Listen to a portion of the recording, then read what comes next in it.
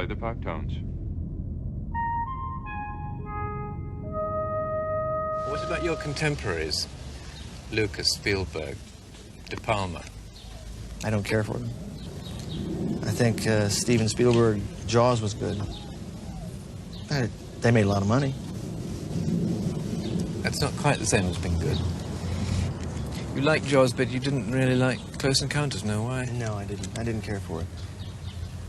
It just, again, it was pretentious, and I think it got out of control, and I think he lost control of it.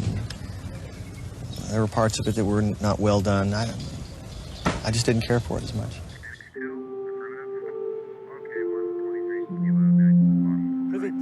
Didn't have a single purpose in it. It went off in several directions, and I felt that that wasn't there in Close Encounters.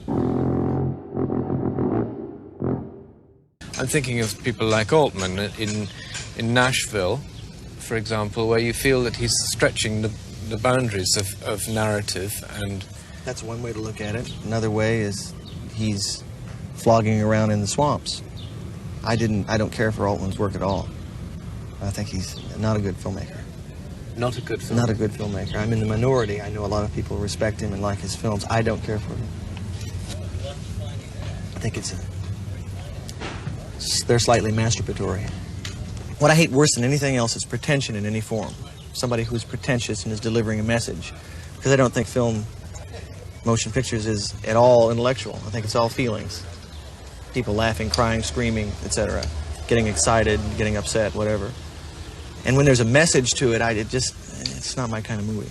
Because first and foremost, I think, in my opinion, that films are to entertain, to be entertained and to feel. And it's through the feelings that you get from watching a film that you're going to derive the theme and the importance of the movie. I have to ask, in 1978, you called the films of Robert Altman masturbatory. So I did. Say it again. No, you're fine. In 1978, you called the films of Robert Altman masturbatory in an interview. And I'm curious, in 2024, do you still feel the same way? No, yeah. He's... Well, have you ever noticed in a Robert Altman film, his characters just mumble? And you can't understand what the fuck they're saying? That's ridiculous. I didn't understand a word in Popeye. Not a word. What are they saying? If I don't understand what they're saying, I can't understand the movie. This idiot. Sorry. He's dead now. God rest him. God rest his soul. A lot of books on film talk about rivalry between directors, especially in the 1970s. Are there any directors you felt a professional rivalry with? All of them. I hate them all. Well, in terms of horror directors, I'm friends with most of these bums. You know, we have a little informal group. We get together for dinner called Masters of Horror. It was started by Mick Garris. We go to restaurants in Los Angeles and sit down and insult each other, tell dirty jokes, have dinner. You obviously get together with these big Masters of Horror dinners that we see Eli and my buddy Darren and everybody talk about and stuff like that. What? A bunch of bums. What are you talking about? Well, I haven't gone in a long time. Yeah. I went to the first few and it was a lot of fun. Yeah. It was just fun. Just have dinner and talk and insult each other and tell jokes. And then, you know, it sort of became something else. And I think the night that got me was David Cronenberg showed up. And he's an old friend of mine. And unfortunately, he takes himself so seriously these days. He's an artist now. And literally, he was holding court in the middle of the room. I think that shows you the orientation that I have when I make films. So I came over to talk to him. And he didn't even look at me. And I thought, there's enough of this. Forget it. Goodbye. I walked out. I don't need this anymore. And, you know, fine. Eli Roth and his Hollywood hair, let him rule now. Darren Aronofsky, secretly, I think, hates horror films. Let the geniuses go. Let them go. Let them be geniuses. I'll stay home. Play Xbox. Hell yeah.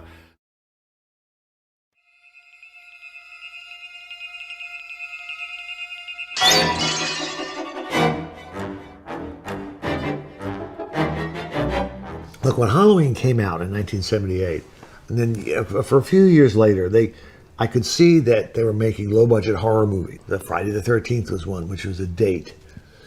And I realized, I think what they're doing is they saw that this kid made this low-budget horror movie that made a bunch of money. Oh, we can do that. Let's make our low-budget horror movie that makes a bunch of money.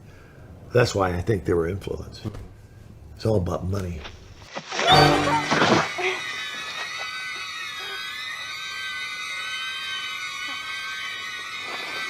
No, I don't. I don't know what you're talking about. Okay. When you say influence, well, I don't really know. They're very different. The Friday the 13th guy was big. Well, after the original film, there was no guy in a hockey mask in the first one.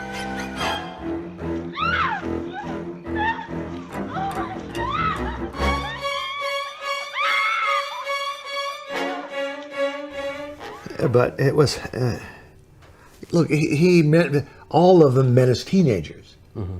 That's who was going to the movies. It was a bunch of teenagers. They were going to the movie opens on a weekend. They all go to see this movie. They have dates. They cuddle and scream together. I mean, that's what it's about.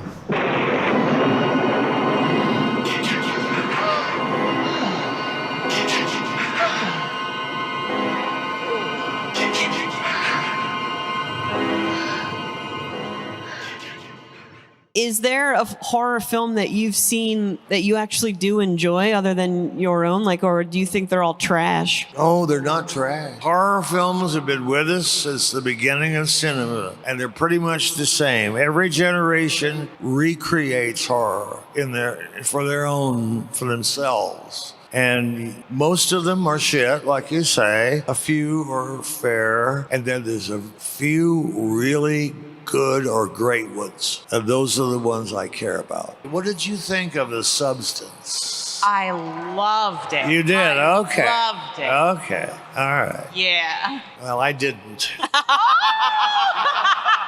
What didn't you like about it? What did I like about The Substance? What did you not? Zero. What did you not like about it? Everything. I don't want to talk Spicy. down about other directors if I possibly can, except Rob Zombie. Zombie.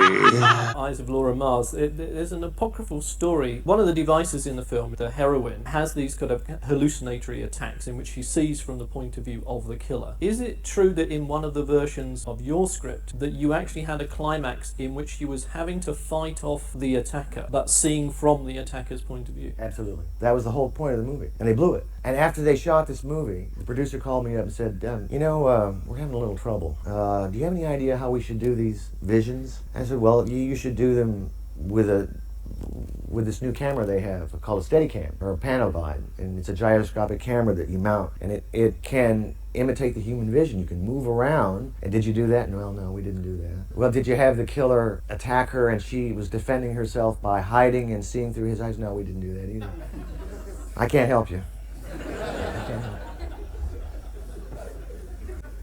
That was John Peters, by the way, the producer. We came time to do the Halloween sequels, and I won't go into, it's a long story, but I had to write Halloween 2, and I realized after 3 pages of 4, we have no story. I've done this story. There is no, this is a repeat, it's a Xerox. I should just Xerox the first script, change the names, and we'll do it again. It was terrible. I couldn't do this. I can't do this. There is no story there. I never thought that there was any story left after the first movie. Boy, am I stupid, huh?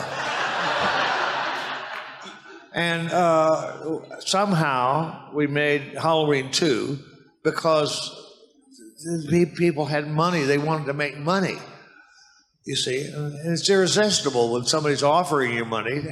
But I kept saying, there's no story.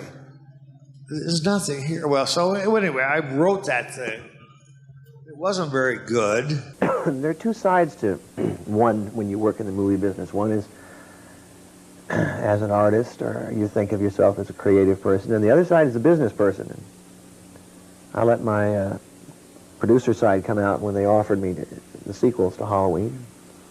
They offered a nice sum of money, and I also had a lot of hope for giving new directors a chance to make films as I had been given a chance with low-budget films. And the directors who did 2 and 3, Rick Rosenthal and Tommy Wallace, what they were given was a budget, and in some cases a script, and, okay, here are the rules of the game, make your movie. No one's going to bother you. It doesn't always work out. I think Halloween 2 is an abomination and a horrible movie. I was really disappointed in it. But I don't think the director has gone on and done some other films. I think his career is launched now. But I don't think he had a feel for the material. I think that's the problem. He didn't have a feeling for what was going on. And that is vital. Oh, yeah. How do you feel about your Halloween movie that Rob Zombie remade? Did you like it? Oh, God. I do not, however, particularly applaud Rob Zombie for his efforts. Sorry, Rob. Well, you asked me about Rob Zombie's movie. Well, I would say nice things about him, but they interviewed him on that biography channel, and he lied about me. He said I was very cold to him when he told me I was going to, and that he was going to make it. Nothing could be further from the truth. I said, make it your own movie, man. You know, this is yours now. Don't worry about me. I was incredibly supportive. Why that piece of shit lied, I don't know. He had no reason to.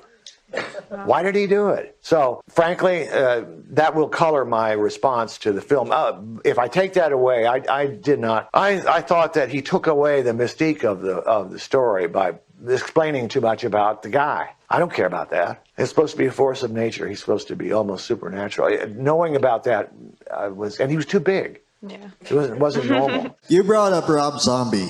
Where are you? Oh. And I was thinking, there's a rumor that he's about to remake Christine. Yeah. Is there any way you can get him to stop that?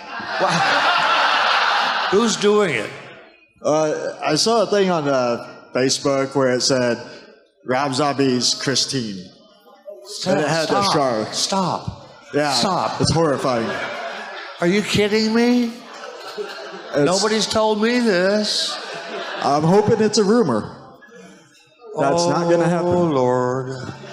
It's on the internet. It must be true. We can't end that question. No, we can't end like that. I have one more question. Rob Zombie. Rob Zombie. Rob Zombie.